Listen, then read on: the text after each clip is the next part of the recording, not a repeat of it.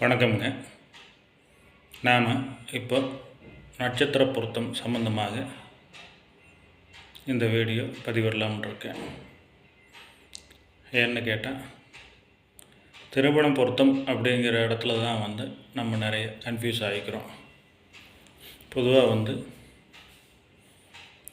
நட்சத்திர பொருத்தம் அப்படிங்கிறது ஒவ்வொருத்தரும் ஒவ்வொரு விதமாக எடுத்து பண்ணுறாங்க. அதில் பார்த்தீங்க அப்படின்னா, நட்சத்திர பொருத்தத்தில் பொதுவாக ஒரு 10 பொருத்தம் இருக்குது அப்படின்னு சொல்லக்கூடிய அமைப்பு இருக்குதுங்க.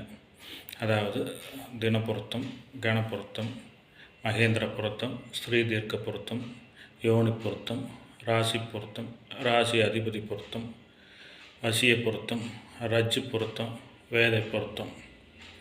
அதுக்கு அடுத்தது பார்த்திங்கன்னா, ஒரு சிலர் நாடி பொருத்தம் அப்படிங்கிறத எடுத்துக்குவாங்க. ஒரு சிலர் பார்த்தீங்க அப்படின்னா அந்த மரப்பொருத்தம் அப்படிங்கிறது எடுத்து பார்த்துப்பாங்க. அதுக்கு அடுத்தது ஒரு சிலர் பார்த்தீங்க அப்படின்னா அந்த வட்சி பொருத்தம் அப்படிங்கிறது பார்ப்பாங்க. ஆனால் ஒரு 10 பொருத்தம் எடுத்துக்குவாங்க. அதில் முக்கியமானது எது அப்படின்னா தினம், கணம், மகேந்திரம், யோனி, ரஜ்ஜு, இந்த 5 எடுத்து பார்ப்பாங்க. அதில் ஒரு சிலது பார்த்தீங்க அப்படின்னா யோனி ரஜ்ஜு மட்டும் மெயினாக நல்லபடியாக இருக்கணும், அப்புறம் மீதி கட்டங்களில் அல்லது தசாபுத்திகள் சரியாக இருந்தால் போதும் அப்படின்னு எடுத்து பார்க்குற ஜோதிடர்களும் உண்டு. நம்ம ஏன் இதை இவ்வளோ விளக்கமாக சொல்கிறோம் அப்படின்னா, ஒரு சில ஜோதிடர்கள் ஒரு சில திருமணத்துக்காக பார்த்துட்ருக்கவங்களே பாதி ஜோதிடராக இருக்கிறாங்க. அவங்க என்ன பண்ணுறாங்க அப்படின்னா, ஒரு சிலது ரொம்ப அக்யூரேட்டாக, அதாவது ஜோதிடத்தில் அந்த 10 பொருத்தத்துக்கு 7க்கு மேலே அந்த பொருத்தங்கள் இருந்தால் மட்டும்தான் அந்த ஜாதகத்தையே எடுக்கிறாங்க. அப்படி எடுக்கும்போது என்ன ஆகுது அப்படின்னா, அப்படி ஜாதகங்கள் பொருத்தம் வர்றது ரொம்ப குறைவான அமைப்பில் தான் இருக்கும். ஆனால் பொருத்தத்துக்கு தேவையான விஷயம் ரொம்ப கம்மியாக இருக்கும்போது, இது 2 இருந்தாலே போதும் அப்படிங்கும்போது நீங்கள் அவ்வளோ தூரம் ஃபில்டர் பண்ணினீங்க அப்படின்னா திருமணம் நடக்கிறது அப்படிங்கிறது ரொம்ப கன்ஃபியூஷனாக இருக்கும். அதுக்கு அடுத்தது பார்த்தீங்க அப்படின்னா, பொதுவாக இது ஏன் இவ்வளோ விளக்கமாக சொல்கிறோம்னா, பொதுவாக நமக்கு 27 நட்சத்திரம் தான் இருக்குது. இந்த 27 நட்சத்திரத்தில் பார்த்தீங்க அப்படின்னா உங்களுக்கு ரஜ்ஜு பொருத்தம் 6 நட்சத்திரம் சூட் ஆகாது. அதுக்கு அடுத்தது யோனி பொருத்தம் 2. இது 2மே பார்த்தீங்க அப்படின்னா 8 நட்சத்திரம் ஆயிடுது. இந்த 8 நட்சத்திரம் பார்த்தீங்க அப்படின்னா எந்த ஜோதிடர்கிட்ட போனீங்கனாலும் மேட்சிங் வராது அப்படின்னு சொல்லி கொடுத்துருவாங்க. அப்போ இந்த 27ல் 8 நட்சத்திரம் போயிடுச்சு அப்படின்னா மீதி இருக்கிறது 19 நட்சத்திரம் தான்.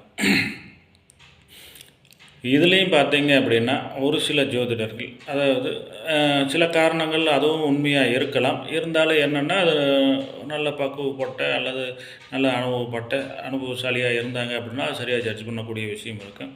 ஆனால் பெரும்பாலும் பார்த்தீங்க அப்படின்னா ராசிக்கு, பெண் ராசிக்கு ஆண் ராசி பார்த்தீங்க அப்படின்னா 6ஆம் இடத்துலையோ 8ஆம் இடத்துலையோ 12ஆம் இடத்துலையோ வந்ததுன்னா அந்த ஜாதகங்களை அவங்க எடுத்துக்கிறது இல்லை.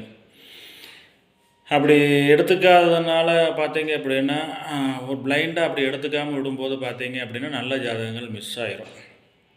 அது எடுத்துக்காட்டு ஜாதகங்கள் சொல்லலாம், அது வரும் அடுத்த வீடியோக்களில் சொல்லலாம். இப்போதைக்கு அது ஏன் சொல்கிறேன்னா, இதில் ஒரு ராசிக்கு 3 நட்சத்திரம் இருக்குங்க. அப்படிங்கும்போது 3 ராசிக்கு பார்த்தீங்க அப்படின்னா 9 நட்சத்திரம் அதில் மைனஸ் ஆகிடும். அப்போ ஏற்கனவே நமக்கு பார்த்தீங்க அப்படின்னா 8 நட்சத்திரம் 27ல் 8 போய் மீதி 19 நட்சத்திரம் தான் இருக்குது. அதுலேயும் பார்த்தீங்க அப்படின்னா இந்த 9 நட்சத்திரம் போயிடுச்சு அப்படின்னா மீதி 10 நட்சத்திரம் தான் வரும். இப்போ இந்த 10 நட்சத்திரத்தில் நமக்கு ஜாதகங்கள் சுத்த ஜாதகம், அதுக்கு அடுத்தது செவ்வாய் ஜாதகம், அதுக்கு அடுத்தது ராகு கேது செவ்வாய் ஜாதகம், ராகு கேது ஜாதகம், இந்த 4 பிரிவாக நம்ம பிரிக்கிறோம். அப்போ 4 பிரிவாக நம்ம பிரித்து அதில் நமக்கு ஃபில்டராகி வரும்போது பார்த்திங்கன்னா ஒரு 10 ஜாதகத்தை எடுத்தீங்க அப்படின்னா அதில் பொதுவாக ஆவரேஜாக ஒரு 3 ஜாதகம் தான் வரும். இந்த 3 ஜாதகத்தில் பொண்ணு பிடிக்கணும், மாப்பிள்ளை பிடிக்கணும், அதுக்கடுத்து வசதிகள், இது எல்லாம் பார்க்கும்போது பார்த்தீங்க அப்படின்னா திருமணம் அப்படிங்கிறது சில நேரங்களில் கேள்விக்குறியாகவே மாறிடுது.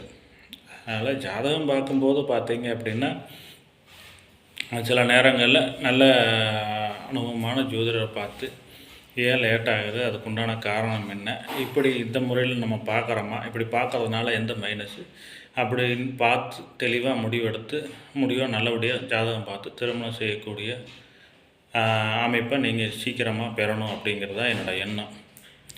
இதில் கூடுதலாக என்ன அப்படின்னா, இதை ஜாதகத்தை பார்த்து போட்டு போய் ஜாதக பொருத்தம் இருந்ததுனாலும் போய் ஒரு சாமிகிட்ட பூ கேட்குறேன்ட்டு போகிறது.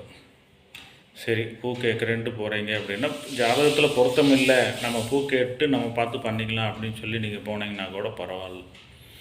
ஜாதகத்துலேயே பொருத்தம் வந்துடுச்சு, அப்புறம் போய் நீங்கள் இந்த தெய்வத்துக்கிட்ட போய் பூ கேட்டீங்க அப்படின்னா, அது கொஞ்சம் சில நேரங்களில் மாறி வந்தது அப்படின்னா கன்ஃபியூஷன் ஆகிரும். அதனால் என்னென்னா, பூ கேட்கணும்னு முடிவு பண்ணிட்டீங்க அப்படின்னா முதல்ல நீங்கள் கோயிலில் போய் பூ கேட்டுருங்க. ஜாதகமே பார்க்க வேண்டாம். தெய்வ உத்தரவுக்கு மேலே எதுவும் இல்லை அப்படிங்கும்போது குலதெய்வ கோயிலையோ இல்லை உங்களோட வழிபாடு எந்த கோயிலில் வழிபாடு பண்ணுறீங்களோ அந்த கோயிலில் போய் கேட்குறீங்களோ அது ஒரு கோயிலோடு நிறுத்திக்கிங்க. அதுலேயும் போய் எல்லோரும் போய் ஒரு 4-5 கோயிலில் போய் பூ கேட்குறது.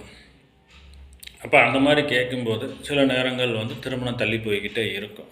அதனால் முதல்ல நீங்கள் அதில் தெளிவாக இருந்துக்குங்க. அதுக்கப்புறம் இது எல்லாம் முடிஞ்சதுக்கப்புறம் பொண்ணோடு மாப்பிள்ளை வீடு போகும்போது தடவழி பார்க்கணுன்னு போகிறது. அப்போ தடவழியில் சரியில்லை அப்படின்னா அந்த ஜாதகத்தை நம்ம ரிஜெக்ட் பண்ணிடுறது. இதில் ஏதோ ஒன்று மட்டும் நீங்கள் சரியாக புரிஞ்சுக்கிட்டு பண்ணுங்கள். இந்த மாதிரி எல்லாமே நீங்கள் ஃபாலோ பண்ணும்போது என்ன ஆகுது அப்படின்னா, திருமணம் அமைப்பு அப்படிங்கிறது அந்த ஜாதகருக்கோ ஜாதகிக்கோ தள்ளி போய்கிட்டே இருக்குது. அதனால் இதை கொஞ்சம் உணர்ந்து இதில் எது சரியோ அதை நீங்கள் எடுத்துக்கங்க. இது எனக்கு தெரிஞ்ச வரைக்கும் நான் உங்களுக்கு விளக்கம் கொடுத்துருக்குறேன். ஒரு ஜோதிடராக நான் சொல்ல வேண்டிய விஷயம் நட்சத்திர பொருத்தங்களில் உங்களுக்கு சொல்லியிருக்கிறேன். அதே சமயத்தில் ஒரு திருமண அமைப்பாளருங்கிற முறையில் அதில் நடக்கக்கூடிய பிரச்சனைகளையும் உங்களுக்கு சொல்லியிருக்கிறேன். இதை பார்த்து நீங்கள் முடிவெடுத்து நல்லபடியாக திருமணம் செய்யணும்னு இறைவனை வேண்டிக்கிறேன். நன்றி, வணக்கம்.